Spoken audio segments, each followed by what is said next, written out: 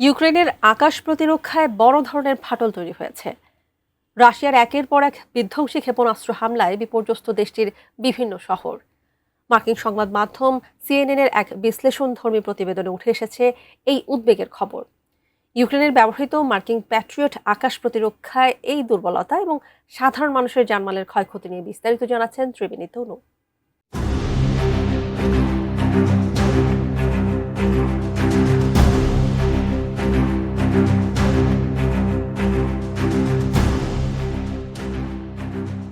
যুদ্ধ বিধ্বস্ত ইউক্রেনের আকাশে এখন কেবলই মৃত্যুর হাতছানি। একের পর এক রাশিয়ার ধেয়ে আসা ক্ষেপণাস্ত্র ও ড্রোন হামলায় কেঁপে উঠছে দেশটির নানা শহর। সাম্প্রতিক মাসগুলোতে রাশিয়ার জ্বালানি খাতে ইউক্রেন বেশ কিছু সফল আঘাত এনেছে। তারই প্রতিশোধ নিতে শব্দের থেকেও ৬ গুণ গতির মারাত্মক দূরপাল্লার ক্ষেপণাস্ত্র দিয়ে ভয়াবহ আক্রমণ শুরু করেছে মস্কো।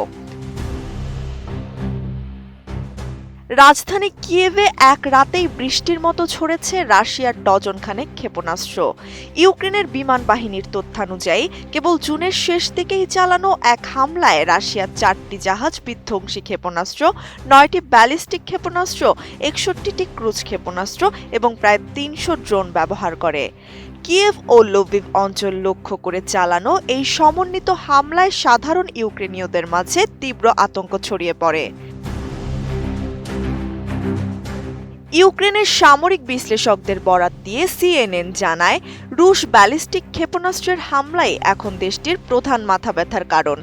কিয়েভ প্রশাসন এখন আমেরিকার তৈরি প্যাট্রিয়ট আকাশ প্রতিরক্ষা ব্যবস্থার জন্য হন্য হয়ে ছুটছে। মার্কিন এই প্যাট্রিয়ট ক্ষেপণাস্ত্রই কেবল রাশিয়ার ব্যালিস্টিক ক্ষেপণাস্ত্র মাঝ আকাশে ধ্বংস করতে সক্ষম।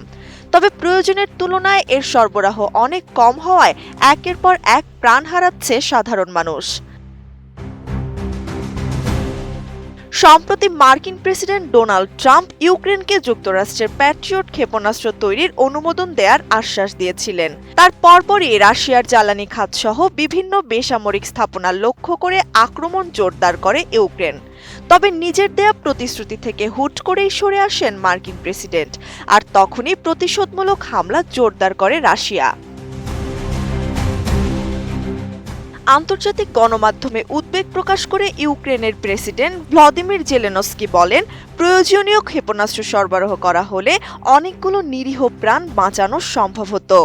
পশ্চিমা মিত্র দেশগুলোর ওপর ক্ষোভ প্রকাশ করেন তিনি। তার অভিযোগ, সাহায্য পৌঁছাতে দেরি হওয়া এবং আকাশ প্রতিরক্ষা ব্যবস্থা প্রদানে মার্কিন অনিচ্ছা রাশিয়ার হামলাকে আরও উস্কে দিচ্ছে। পাশাপাশি তিনি রাশিয়ার ক্ষেপণাস্ত্র তৈরির ওপর আন্তর্জাতিক নিষেধাজ্ঞা আরও বাড়ানোর দাবি জানান।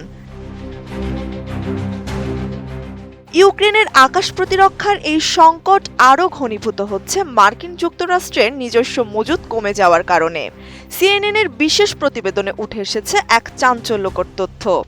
আমেরিকার সামরিক বাহিনী তাদের উচ্চ গতির আকাশ প্রতিরক্ষার থার্ড ক্ষেপণাস্ত্র ব্যবহার প্রায় ৮০% ইতিমধ্যেই ব্যবহার করে ফেলেছে।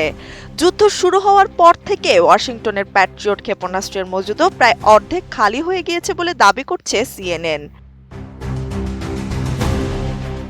আকাশ সীমানার এই নাজুক পরিস্থিতির মধ্যেই রাশিয়া উত্তর কোরিয়ার কাছ থেকে ব্যালিস্টিক ক্ষেপণাস্ত্র সংগ্রহ করছে।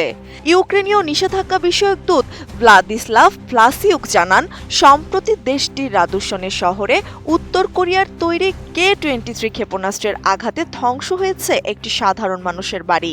ওই হামলায় ৩ শিশুসহ মোট ৬ জন মারা গেছেন। তিনি সতর্ক করেন, উত্তর কোরিয়ার তৈরি এই ক্ষেপণাস্ত্র রাশিয়ার ইস্কান্দার ক্ষেপণাস্ত্রের মতোই মারাত্মক। সামরিক বিশ্লেষক দারা মাসিকট কিয়েভ সফর শেষে বলেন, বর্তমান পরিস্থিতি বিবেচনা করে ইউক্রেনকে এখন তাদের বিকল্প পরিকল্পনা নিয়ে ভাবতে হবে। রাশিয়ার ক্ষেপণাস্ত্র উৎক্ষেপণ কেন্দ্রগুলোকে সরাসরি নিষ্ক্রিয় করাই হতে পারে বাঁচবার শেষ উপায়। কিন্তু পশ্চিমা দেশগুলোর সাহায্য ছাড়া ইউক্রেনের পক্ষে এই অসম যুদ্ধ চালিয়ে যাওয়া প্রায় অসম্ভব। কিন্তু ইউক্রেনের সাধারণ মানুষের অভিযোগ, তাদের যুদ্ধে ঠেলে দিয়ে এখন পশ্চিমা দেশগুলো মজা দেখছে। ত্রিবেণী তনু, HN নিউজ।